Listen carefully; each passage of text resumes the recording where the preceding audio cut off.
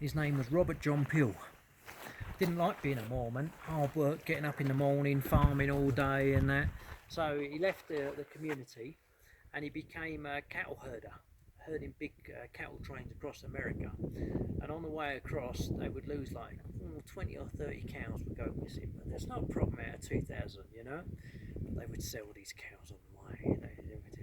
And he worked with a guy called Joseph Cassidy, and that's where he took the name Cassidy from. And they called him Butch Cassidy because he was great at chopping up cows. So he was like a butcher. So they called him Butch Cassidy. But even that became a problem after a while, and he wanted an easy life. So he was quite a clever guy. He decided to rob trains. The Wild West was taking a lot of money across the countries and this and that. But he would plan meticulously where to rob the train. So he would set it up, blow the railway, he would have his escape route all planned. And he would have a chain of horses. So he could ride flat out 40 kilometres, leave one horse, get on a fresh one, and that way he could get away from the posse. The posse couldn't catch up with him, you know. So he was very successful, and he joined up with the Sundance Kid.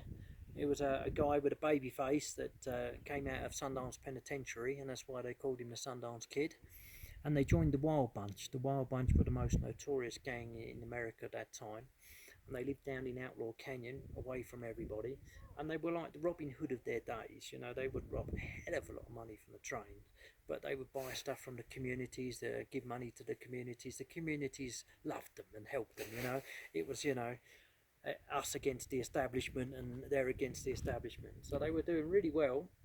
But the railroad got fed up with it, and they said, okay, this has got to stop.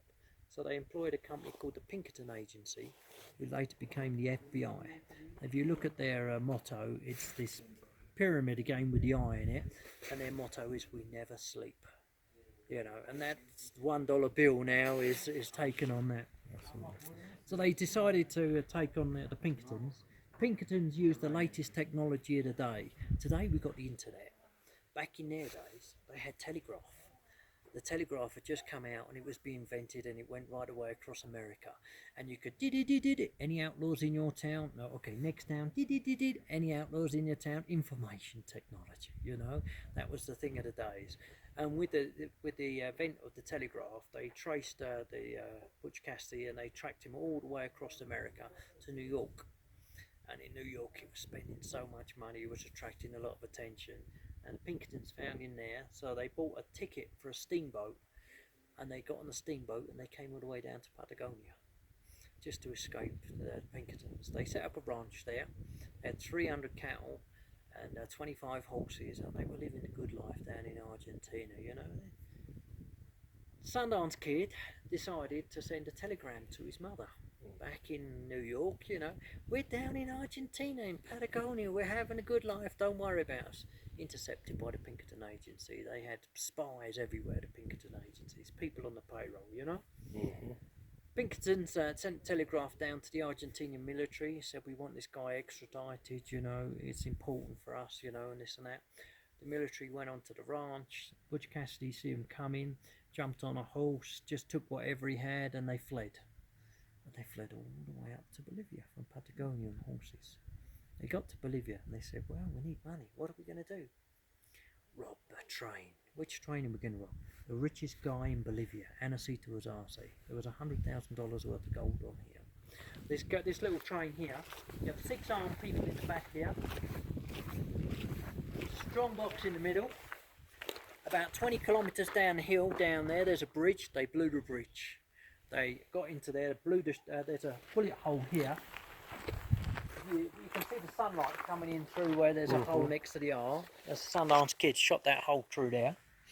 They blew the padlock off the box. They took as much gold as they could. They couldn't take 100,000, it was too much to carry. And they fled. And they fled south all the way through to Pisa, down to a little town just outside Pisa called St. Vincent. Telegraph again, any gringos, any gringos. They found them there. Anacito Arce sent the military out after them. You know, they got cornered in a house down there, and there was a big gun battle all afternoon, firing. 4 o'clock in the afternoon, they stopped firing. They were too scared to go in the house. They waited till the next day. They went in the house the next day, and there was the Sundance Kid with a bullet in his head, and Butch Cassidy with one inside. They'd shot each other. They weren't going to be taken alive, and they were buried in an unmarked grave down in St Vincent, where there's a museum down there now. A lot of the artifacts have gone back to America now, but yeah, the last real outlaws. After that, the Pinkerton agencies were on the trains everywhere.